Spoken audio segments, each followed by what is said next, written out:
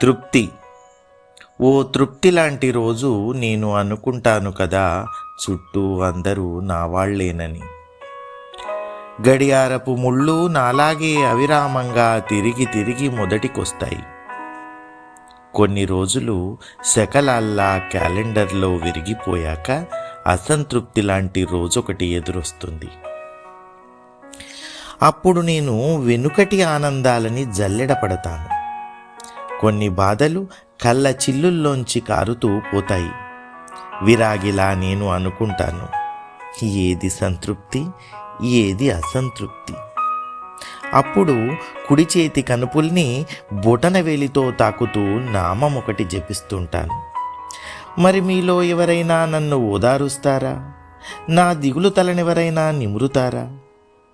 బంధాల్ని తక్కెడలో తూచలేము కదా, అవి సందర్భాల్ని బట్టి అటూ ఇటూ వంగుతాయి.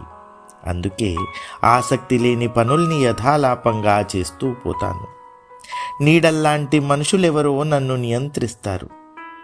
పలవరింతల్లా ఇష్టమైన వాళ్ళు అప్పుడప్పుడు ఆలోచన తావుల్లో తిరుగుతుంటారు.